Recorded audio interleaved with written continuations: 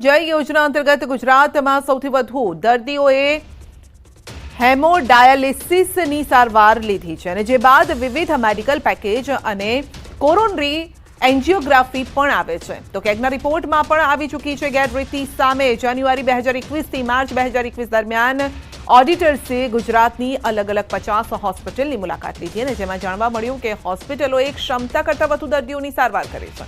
ગુજરાતમાં પીએમ જય યોજનાના એવા કેસ કે જેમાં દર્દીઓ એક જ સમયે કાગળ ઉપર એકથી વધુ હોસ્પિટલમાં દાખલ હોય તેવા દેશભરના કુલ 78,396 કેસમાંથી લગભગ 27% એટલે કે 21,514 માત્ર ગુજરાતમાં છે।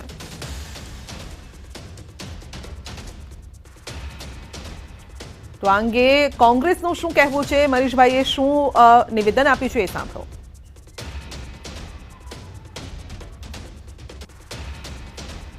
હેઠળ મોટા પાયે ભ્રષ્ટાચારની વાતો, ગેરરીતિ, ગોલમાલની વાતો કરનારી અનેક હોસ્પિટલોને કેગના અહેવાલમાં ઉજાગર થઈ કે ભૂતકાળની અંદર અમરેલીની અંદર અંધાપા કાંડ થયું, સરકાર બચાવી રહી, સરકારના મળતિયાને બારોબાર જિલ્લા સિવિલ હોસ્પિટલ સોંપી દેવામાં આવી હતી।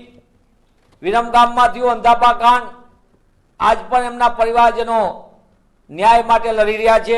કેગે જે અહેવાલમાં આપ્યું આયુષ્માન કાર્ડનો સમગ્ર દેશ માટે ચોંકાવનારો, જેમાં ગુજરાતમાં 302 વિવિધ હોસ્પિટલમાં સૌથી વધુ 13,860 દર્દીઓ એવા હતા જેમનું એક જ સમયે પ્રવેશ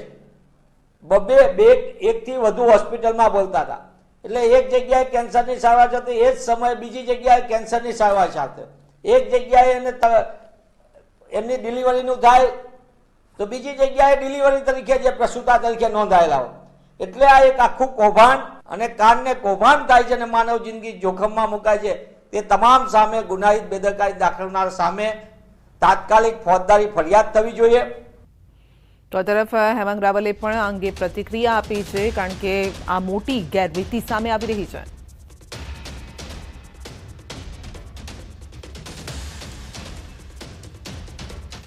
ગુજરાતની ભાજપ સરકારની અંદર વારંવાર મેડિકલ કેમ્પના નામે મેડિકલ માફિયાઓ એ મોટા મોટા કાંડ કરતા હોય છે। ભૂતકાળની અંદર આપણે અંધાપા કાંડ જોયો હતો, જેમાં મોતીઓ ઉતરાવીને લોકોની આંખો ગુમાવવાનો વારો આવ્યો હતો। આજે ફરીથી એકવાર ગુજરાતની અંદર ખ્યાતિ હોસ્પિટલ અમદાવાદની અંદર જે દર્દીઓ કેમ્પ માટે આવ્યા હતા અને એ કેમ્પની અંદર જેમને એન્જિયોગ્રાફી કરવામાં આવી હતી એવા દર્દીઓમાંથી કેટલાક દર્દીઓને એમની જાણ બહાર એન્જિયોપ્લાસ્ટી કરી નાખવામાં આવી અને આ એન્જિયોપ્લાસ્ટી એટલે કે હૃદયની અંદર સ્ટેન્ટ મૂકી દેવામાં આવ્યા। જે દર્દીઓને જરૂર નહોતી એવા લોકોને પણ સ્ટેન્ટ મૂકી દેવામાં આવ્યા અને આમાંના 2 દર્દીઓ મૃત્યુ પામ્યા છે એવા પણ સમાચાર છે અને અન્ય 3 થી 4 દર્દીઓ અત્યારે આઈસીયુની અંદર મોત અને જીવનની વચ્ચે ઝોલા ખાઈ રહ્યા છે। આપણા માનનીય મંત્રી શ્રી ઋષિકેશભાઈ પટેલ આ બાબતે કોઈ પણ વસ્તુ બોલવા માટે તૈયાર નથી। તો સવાલ ઉભા કરવામાં આવી રહ્યા છે કે આયુષ્માન કાર્ડના રૂપિયા ખંખેરી લેવાનો આ આખો કારસો છે। કેમ્પ કર્યો પછી અહીંયા ઓપરેશન માટે બોલાવ્યા, એ મેડિકલ ટર્મ્સ પ્રમાણે વેલિડ ગણાય? કેમ્પ એસા કેમ્પ તો ઇલીગલ ના ગણાય, પણ અમારું કામ એ જોવાનું છે કે જે એક ઇન્ડિવિજ્યુઅલ પેશન્ટમાં, ધારો કે એક પેશન્ટમાં કોઈ ઓપરેશન કર્યું છે તો એ પેશન્ટને એ ઓપરેશનની જરૂર હતી કે નહીં, ફર્સ્ટ ઓફ એ જોવાનું છે। અને જે ઓપરેશનની જરૂર હતી તો એ કરવામાં કોઈ નેગ્લિજન્સ કે એવું હતું કે નહીં, પણ એ બધું જોઈ ના એ એના ચાન્સીસ ઓછા હોય છે, જનરલી નથી તો બધા મળીને ડિસાઇડ કરશું। આજે જોઈ લઈએ છીએ બધું, સાંજ સુધીમાં અમને કદાચ રિપોર્ટ માટે કીધું છે તો will try to do it as soon as possible. પેશન્ટને મળ્યા, કેટલા પેશન્ટના રિલેટિવ્સને મળ્યા? બધાને મળી લીધું છે। નીચે જે 7 જણ હતા એમને મળ્યા છે અને ઉપર જેટલા છે 6-7 જણ બધાને મળી લીધું। આરોગ્ય વિભાગમાં છો, આપનું નામ પરિચય? ના, હું યુએન મહેતામાંથી આવ્યો છું, કાર્ડિયોલોજિસ્ટ, એમ ડોક્ટર।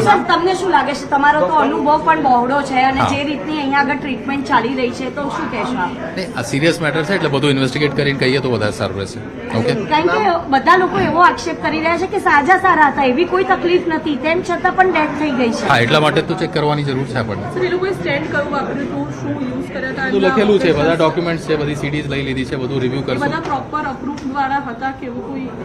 સ્ટેન્ટ તો અપ્રુવલ તો ગવર્મેન્ટ આપે છે, પણ એ એ બધું લોકો જે યુઝ કરતા હતા એ બધા વેલિડ હતા કે? એટલે ઇન્ડિયામાં તો કન્ટ્રીમાં કોઈ બી સ્ટેન્ટ યુઝ થતું હોય સર તો અહીંયા પછી સર માર્કેટમાં અહીંયા કોઈ ઓથોરાઇઝ સાથે વાત થઈ છે તમારા હોસ્પિટલમાં, કારણ કે ડોક્ટર એકબીજાના પરિચિતમાં હોય, No, no. કોને કર્યું No, no. હતું એ કઈ ખબર પડી ના છે? કોને કર્યું એ તો બધા એટલે ફાઇલોમાં છે, કયા પણ ડોક્ટર મારી દ્વારા કોઈ જોડે વાત નથી થઈ. કયા ડોક્ટર સાથે, હા કયા ડોક્ટરે આ ટ્રીટમેન્ટ લીધી હોય? ફાઇલો છે ને, ફાઇલમાં તમે જોઈ શકો છો, બધામાં નામ લખ્યું જ છે ડૉક્ટરના. મારું નામ ડૉક્ટર ગજેન્દ્ર દુબે છે. ગજેન્દ્ર દુબે. હા. Thank you sir. Thank you. તો તપાસ ટીમ હવે પહોંચી છે અને તપાસ કરશે જે ફાઇલ બનેલી છે દર્દીઓની તે અંગે તપાસ કરશે. દર્દીની હિસ્ટ્રી કયા પ્રકારની હતી, કયા સંજોગોમાં મોત થયું છે તે તમામ મામલે તપાસ કરવામાં આવશે.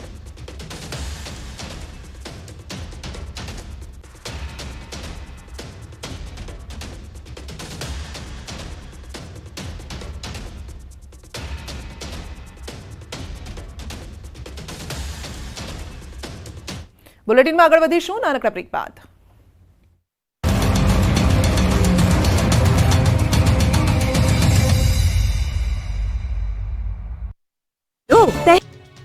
વડતાલમાં યોજાઈ રહેલા મહોત્સવમાં શુદ્ધ અને સાત્વિક ભોજન માટે વિશેષ વ્યવસ્થા કરવામાં આવી. રોજે રોજ 5000 કિલો લોટમાંથી ચૂલા પર રસોઈ બને છે અને આ માટે મોટા રસોડા પણ ધમધમી રહ્યા છે. મોટા તપેલામાં દાળ અને ભાત તૈયાર કરવામાં આવે છે. આ ઉપરાંત દરરોજ 10,000 કિલો દાળ તૈયાર કરવામાં આવે છે. દ્રશ્યમાં જોઈ શકાય છે કે હજારો ભક્તો માટે રસોઈ તૈયાર કરવામાં આવી રહી છે. 1200થી વધુ મહિલાઓ અલગ અલગ શિફ્ટમાં ભોજન પ્રસાદની તૈયારીઓમાં લાગી છે. 3 જગ્યાએ અલગ અલગ ભોજનની વ્યવસ્થામાં રોજ 3.5 લાખથી વધુ ભક્તો પ્રસાદનો લાભ લઈ રહ્યા છે. વૃદ્ધો વીવીઆઈપી માટે અલગ અલગ વ્યવસ્થા કરવામાં આવી છે. વિશ્વ પ્રસિદ્ધ વડતાલ ધામમાં દ્વિશતાબ્દી મહોત્સવની ઉજવણી કરવામાં આવી રહી છે, ત્યારે 10,000 જેટલા હરિભક્તો હાલ વડતાલ આવી પહોંચ્યા હતા. આ હરિભક્તો Australia, Dubai, Hong Kong, Canada, Abu Dhabi જેવા 17 દેશમાંથી મહોત્સવમાં ભાગ લેવા માટે પહોંચ્યા. આ હરિભક્તો માટે મંદિર વ્યવસ્થાપન ટ્રસ્ટ દ્વારા ઉતારાની ખાસ વ્યવસ્થા કરવામાં આવી છે. વેલકમ ડોમમાં એનઆરઆઈ માટે રજીસ્ટ્રેશનની વ્યવસ્થા,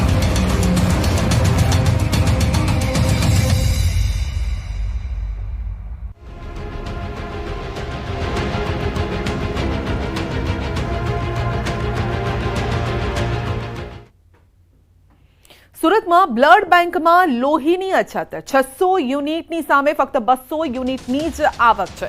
દિવાળી વેકેશનના કારણે લોહીની અછત વર્તાય છે. સુરતમાં લોહીની અછત છે, દર્દીઓને હાલાકી પડી રહી છે. લોકોને રક્તદાન કરવા માટે આગળ આવવા માટે અપીલ પણ કરાઈ છે.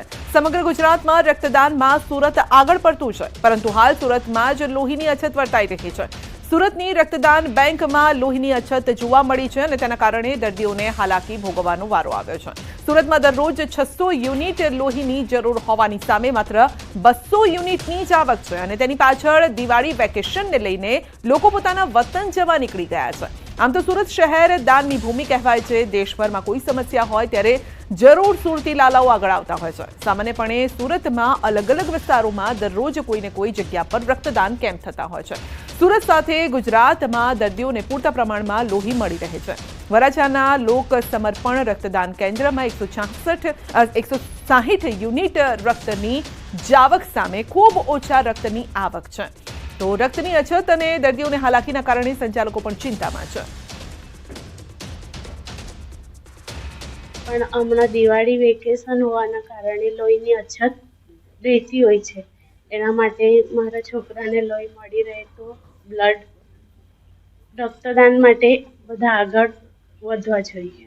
સુરતમાં અત્યારે રક્તની ખૂબ જ મોટી જરૂરિયાત ઊભી થઈ છે.